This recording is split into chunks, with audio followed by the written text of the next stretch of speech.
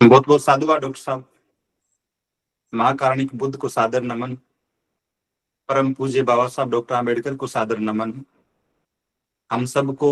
धम्म का व्यवहारिक प्रशिक्षण दे रहे परम श्रद्धेय बनते डॉक्टर कोणाशील राव जी को सादर वंदामी और देश भर से जुड़े हुए आप सभी प्रबुद्ध साथियों को सादर नमो बुद्धाय। जैसा कि आप सब जानते हैं, 12 मई के दिन पूरी दुनिया में एक बहुत ही महत्वपूर्ण अंतर्राष्ट्रीय पर्व का आयोजन किया जाना है, जिसे हम बुद्ध पूर्णिमा के नाम से जानते हैं। और आज से ठीक 2587 साल पहले, या फिर इस बात को यूं कहा जाए कि आज से 563 ईसा पूर्व का जो वर्ष था, जो सन था, उसी दिन एक बहुत ही महत्वपूर्ण व्यक्तित्व का, एक महामानव का जन्म हुआ। यूं तो हर दिन लाखों लोग पैदा होते हैं, लाखों लोग मरते हैं, लेकिन निश्चित रूप से कुछ लोगों का धरती पर आना, उनका जन्म होना पूरी मानव जाति के कल्याण का स्रोत बन जाता है। ऐसी एक अद्भुत घटना प्राचीन भारत के इतिहास में पढ़ने को मिलती है, सुनने को मिलती है, देखने को मिलती है, जहां पता चलता है उस दौर के बारे में जब पूरा भारत लगभग 16 महाजनपदों में बंटा हुआ था। बहुत से राजा महाराजा, छोटे छोटे सामंत समानांतर रूप से काम कर रहे थे। उसी प्राचीन भारत में जिक्र आता है कि कपिलवस्तु नाम की जगह पर शाक्य गणराज्य का अस्तित्व था, और उसी शाक्य गणराज्य में जब शुद्धोधन शासन कर रहे थे और अपने जीवन संगिनी के साथ, जिन्हें मां माया के नाम से जानते हैं, कई वर्षों तक उनके वैवाहिक जीवन के बाद जब अंततः उन्हें संतान की प्राप्ति होती है, तो पूरे राज परिवार में बड़े उल्लास का माहौल था। हर कोई प्रसन्नचित्त था आने वाले नए मेहमान के स्वागत के लिए। और ये परंपरा भी न जाने किस वजह से सदियों से चली आ रही है कि जब भी कोई महिला गर्भवती होती है तो सामान्यतः प्रयास ये रहता है कि प्रसव उसके पीहर पक्ष में ही करवाया जाए। तो महामाया भी निवेदन करती है सुद्धोधन से कि मैं अपने माता पिता के घर जाना चाहती हूँ, जो देवदह नाम की जगह पर था। और महाराज के निर्देशानुसार पालकी में बैठाकर महारानी को रवाना कर दिया जाता है। उस यात्रा में जो कपिलवस्तु से देवदह की ओर शुरू हुई, रास्ते में एक जगह आती है जिसे लुम्बिनी वन के नाम से जाना जाता है। चूंकि चलते चलते काफी देर हो चुकी थी और महारानी की इच्छा हुई कि इस सुंदर से उपवन में कुछ देर विश्राम किया जाए, और वहां का दृश्य भी बड़ा सुंदर था, बड़ा मनोरंजक था। उसी लुम्बिनी वन में एक शाल वृक्ष के नीचे खड़े होकर महामाया एक पेड़ की शाख को पकड़ती है और प्रसव पीड़ा आरंभ हो जाती है।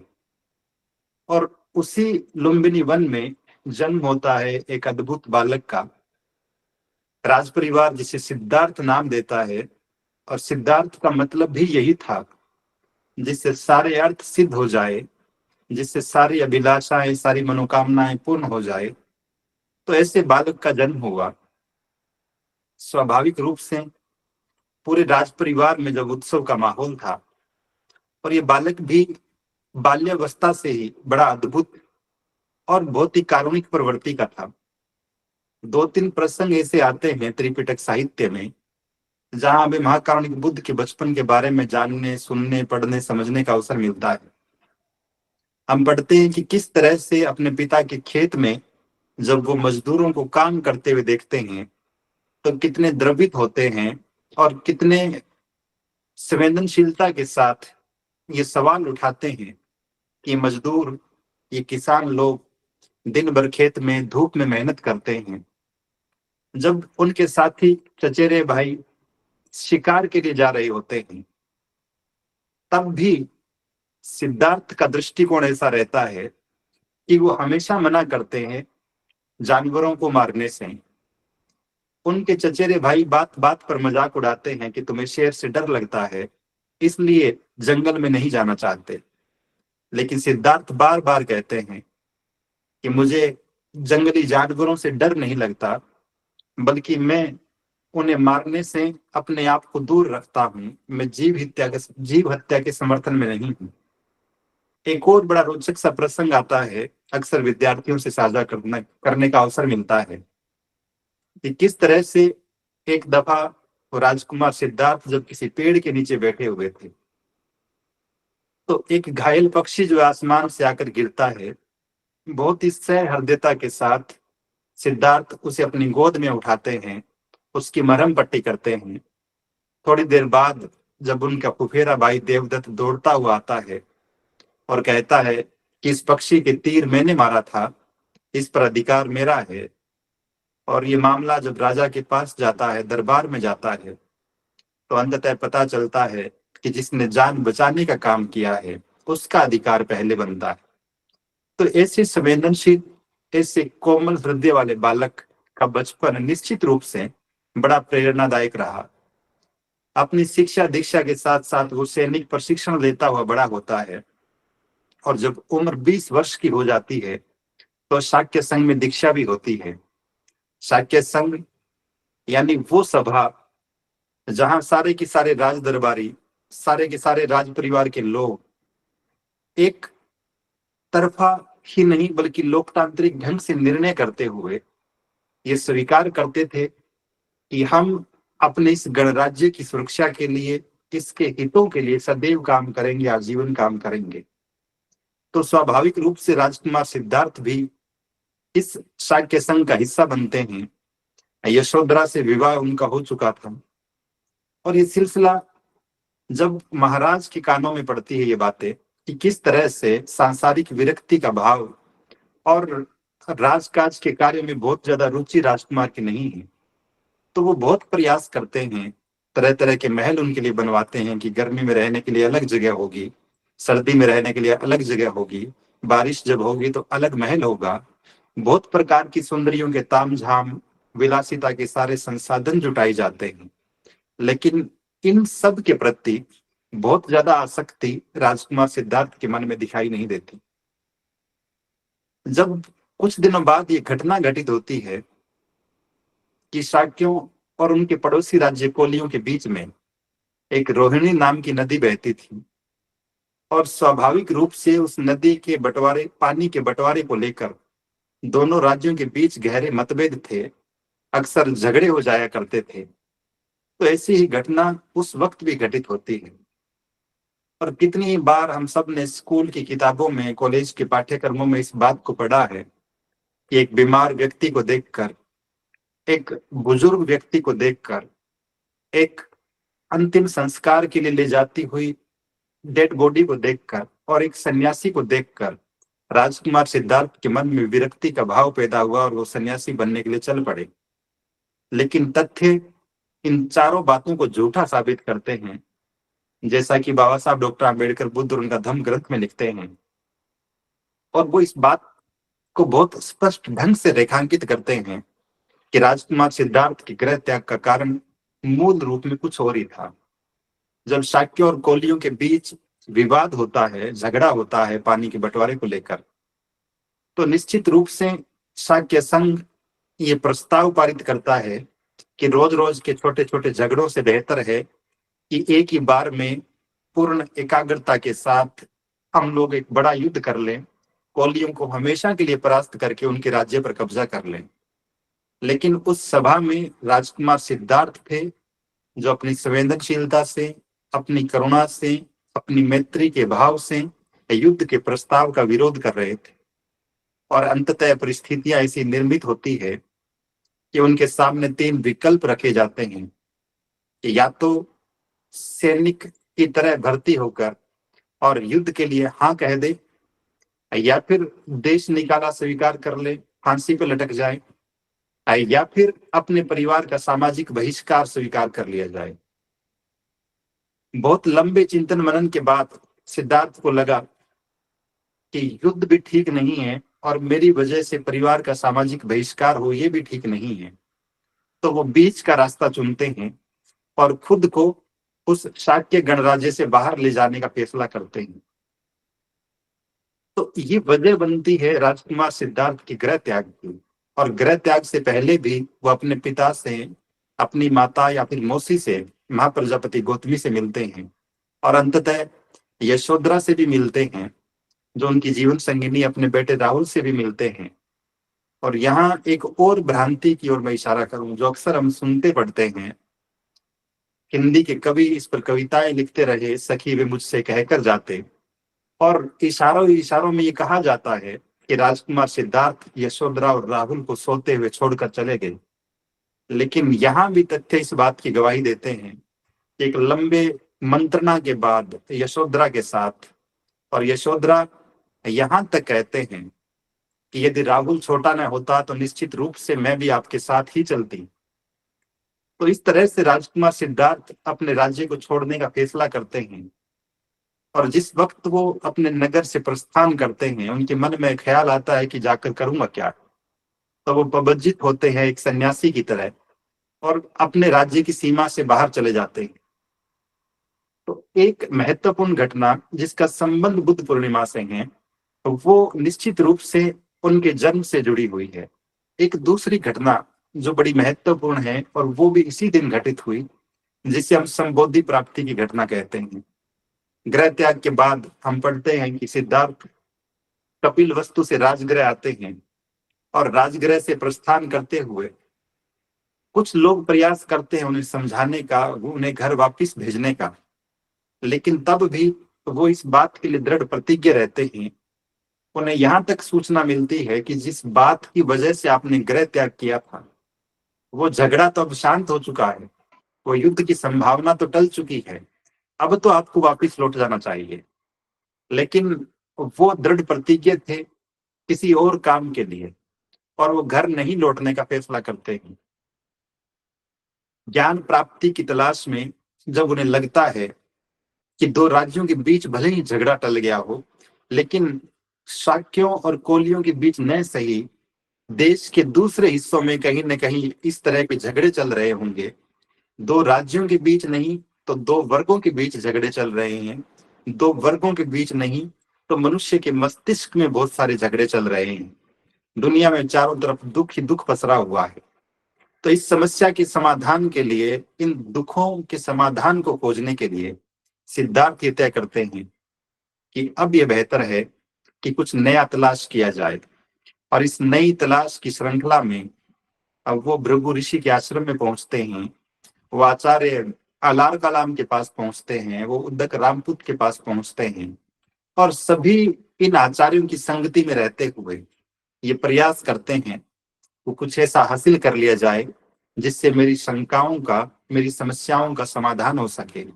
लेकिन जब ये सब कुछ हासिल नहीं होता, तो अंततः वो उरुवेला में पहुंचते हैं, और 5 परिव्राजकों के साथ, जो उन्हीं की तरह गृह त्यागी थे, इस बात के लिए संकल्पित होकर बैठते हैं कि अब हम काया क्लेश का अभ्यास करेंगे, अपने शरीर को कष्ट देने का अभ्यास करेंगे, और जब तक ज्ञान की प्राप्ति नहीं होगी कुछ भी ग्रहण नहीं करेंगे। कई दिनों तक जब ये सिलसिला चलता रहा, और लगा कि ज्ञान प्राप्ति तो दूर की बात है, अब तो जीवन ही संकट में पड़ गया है, तो एक अवसर आया ऐसा कि उसी नगर में एक सेनानी नाम का गृहपति रहता था, और उसकी पुत्री जिसका नाम सुजाता था, वो भी विवाहित थी, और कई वर्षों से इंतजार कर रही थी कि पुत्र प्राप्ति हो। और जिस दिन पुत्र की प्राप्ति होगी, निश्चित रूप से मैं निग्रोध नाम के इस वृक्ष को खीर भेंट करूंगी। जब पुत्र की प्राप्ति हुई तो सुजाता खीर भेंट करने के लिए आती है,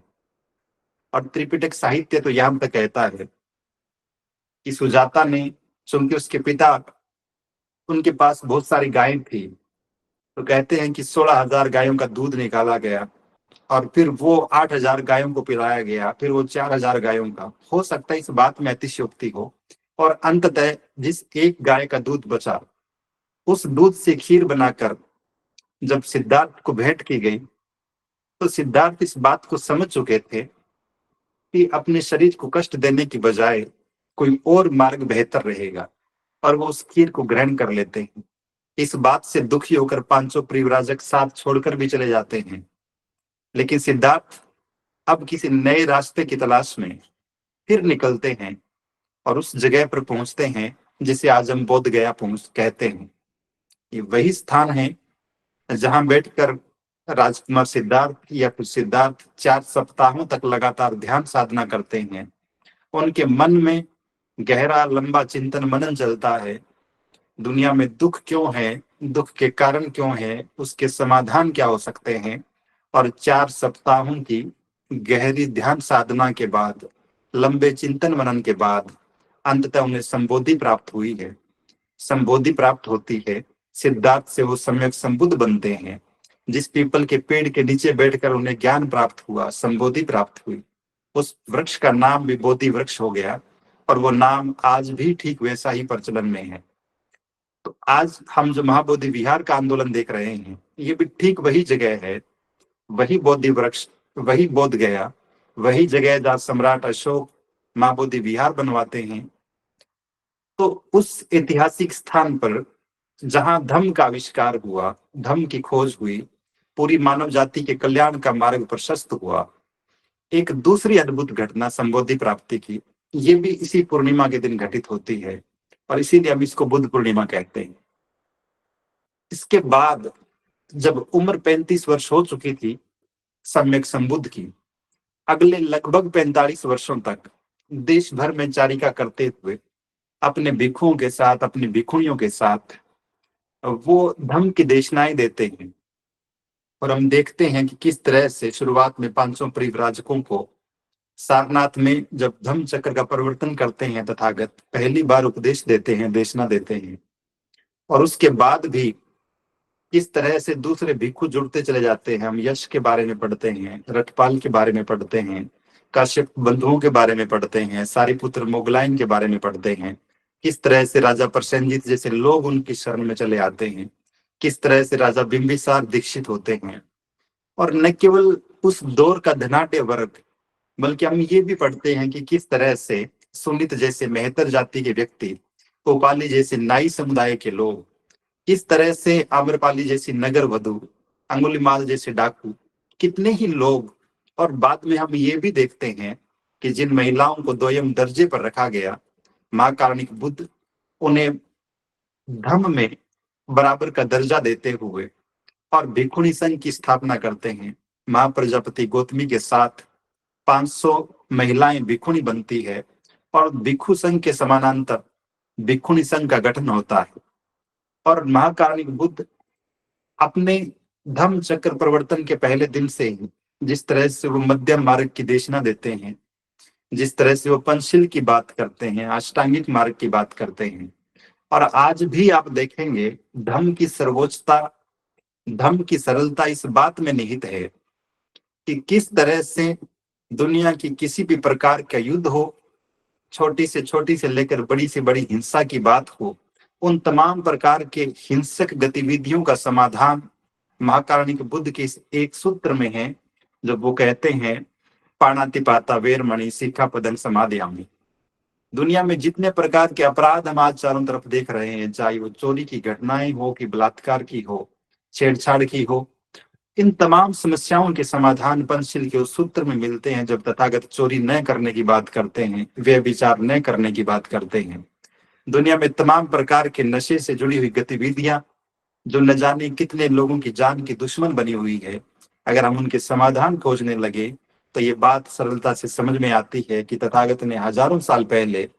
जो बात कही, सुरा मेरे मज प्रमाद ठाना वेरमणि की, उस सूत्र का अनुसरण करते हुए हम पूरी दुनिया से नशे को नाश कर सकते हैं। और किस तरह से हमारे आपसी मतभेदों को, मन के विकारों को, छोटे छोटे झगड़ों को अगर हम झूठ बोलना बंद कर दें, निंदा करना बंद कर दें, महाकारणिक बुद्ध के उस मुसावादा के सिद्धांत को मान लें, तो निश्चित रूप से इन झगड़ों का समापन हो सकता है। ऐसे अष्टांगिक मार्ग की जब हम बात करते हैं कि किस तरह से सम्यक कर्म की बात हो, कि सम्यक संकल्प की बात हो, सम्यक दृष्टि की बात हो, कि सम्यक आजीविका की बात हो, ये तमाम बातें इतनी व्यावहारिक है जो हमारे जीवन को सदाचारी बनाने का काम करती है, श्रेष्ठ बनाने का काम करती है। और आज भी जब हम अपने इर्द गिर्द देखते हैं वो तमाम व्यवस्थाएं जो धार्मिक होने का दावा करती है, वो तमाम व्यवस्थाएं जो अपने आप को किसी पारलौकिक सत्ता से जोड़ते हुए स्वर्ग या नरक का मोह दिखाकर या डर दिखाकर, जन्नत या जहन्नुम का डर दिखाकर, हेल या हेवन का डर या लालच देकर लोगों को अपने साथ जोड़ने का काम करती है, उसके बिल्कुल विपरीत धम्म की व्यवस्था लोगों को सदाचारी बनना सिखाती है, लोगों को प्रज्ञावान बनना सिखाती है, लोगों को शीलवान बनना सिखाती है, उनमें करुणा मैत्री के भाव का संचार करती है। और बाबा साहब डॉक्टर आम्बेडकर तो यहाँ तक लिखते हैं कि दूसरे धर्मों में जो स्थान ईश्वर का है, धम्म में वही स्थान नैतिकता का है।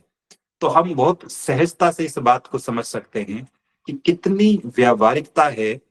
कितनी सरलता है आम लोगों के जीवन के लिए। आप गृहस्थ हैं कि व्यापारी हैं, आप शिक्षक हैं चाहे विद्यार्थी हैं, आप महिला हो या पुरुष हो, कोई फर्क नहीं पड़ता इस बात से। महाकारुणिक बुद्ध की शिक्षाएं इतनी सार्वभौमिक हैं, इतनी सरल है, इतनी सहज है कि वो हमारी तमाम समस्याओं का निदान हमारे सामने रख देती है। ऐसी कल्याणकारी देशनाओं का उपदेश देते हुए न केवल खुद बल्कि अपने भिक्षुओं भिक्षुणियों से भी ये आह्वान करते हुए कि चरत भिक्षवे चारिकम, बहुजन हिताय बहुजन सुखाय लोकानुकंपाय, 45 वर्षों तक लगातार धम्म की देशनाएं देने के बाद ओशो तो यहाँ तक कहते हैं कि तथागत बुद्ध इतना ज्यादा बोले, इतना ज्यादा बोले कि लोग आश्चर्य करते हैं कि कोई व्यक्ति इतना बोल सकता है, और वो इतने मौन रहे, इतने मौन रहे कि हैरानी होती है कि कोई व्यक्ति इतना चुप भी रह सकता है।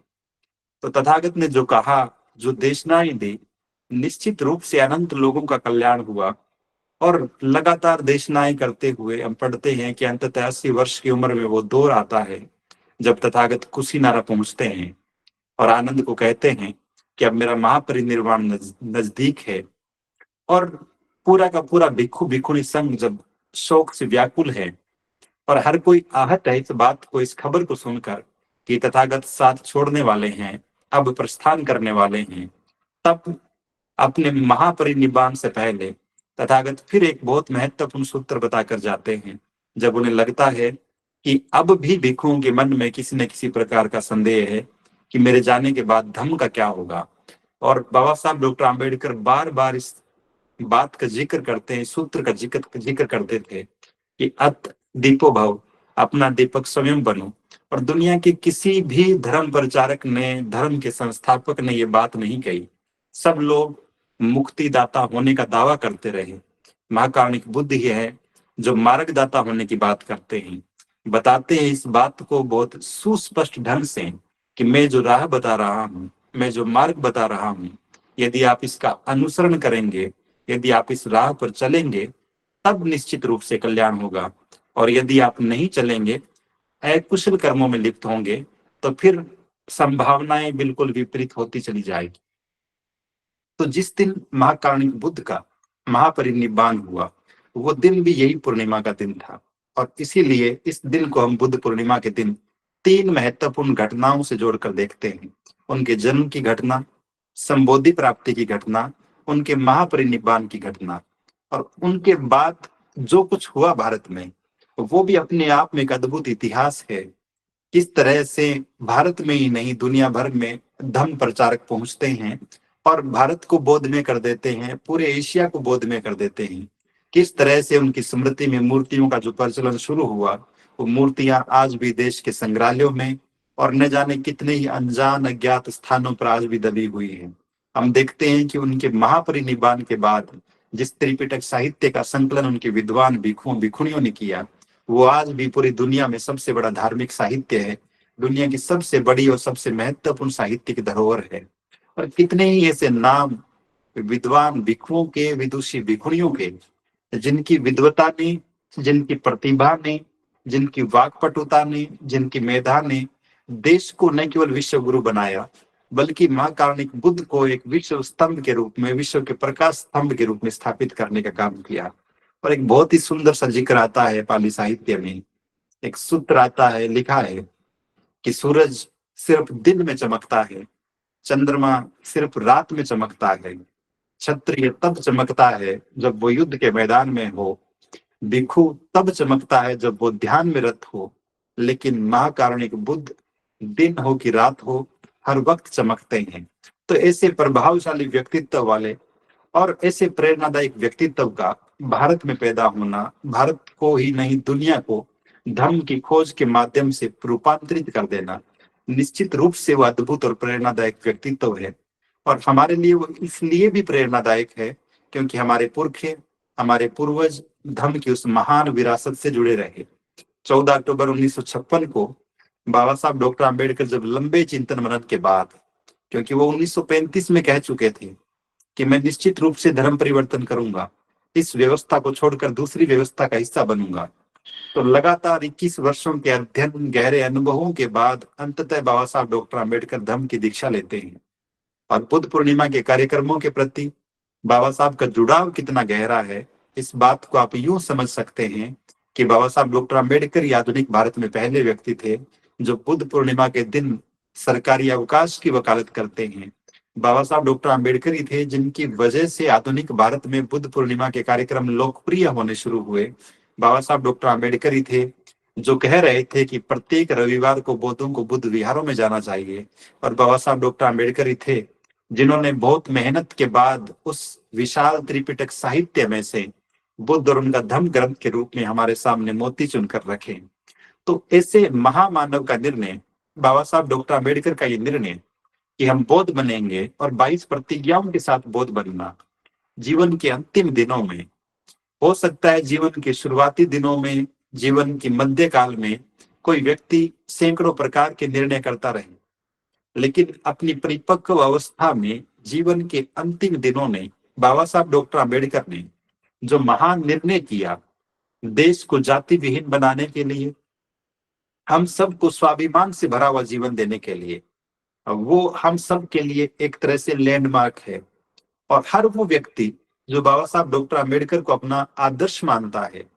हर वो व्यक्ति जो इस बात में भरोसा करता है कि बाबा साहब डॉक्टर आम्बेडकर द्वारा दिए गए संवैधानिक अधिकारों की बदौलत हमारे जीवन में क्रांतिकारी बदलाव आए हैं, हर वो व्यक्ति जो बाबा साहब डॉक्टर आम्बेडकर का अनुयायी होने का दावा करता है, हर वो व्यक्ति जो चाहता है कि बाबा साहब डॉक्टर आम्बेडकर के सपनों का भारत बने, उन तमाम लोगों के लिए बाबा साहब डॉक्टर आम्बेडकर का ये वाक्य कि हमें बौद्ध में भारत चाहिए निश्चित रूप से प्रेरणादायक है, अनुकरणीय है। तो बाबा साहब डॉक्टर आम्बेडकर की उस 1956 के निर्णय का अनुसरण करते हुए देश भर में लाखों करोड़ों लोग बौद्ध बने और ये सिलसिला कई सालों कई दशकों तक चलता रहा। महाराष्ट्र में विशेष रूप से, दूसरे राज्यों में कुछ अंतराल से छिटपुट घटनाओं के रूप में हम धम्म दीक्षा के कार्यक्रम देखते रहे, बौद्धों को देखते रहे। लेकिन जब से उत्तरी भारत में विशेष रूप से श्रद्धेय भंते राहुल जी के नेतृत्व में जिस श्रेष्ठ जीवन के आंदोलन के रूप में धम्म भूमि का आगाज हुआ, पिछले लगभग 2.5 दशकों से हम देख रहे हैं कि किस तरह से देश में धर्म के प्रति एक सकारात्मक माहौल निर्मित हुआ है।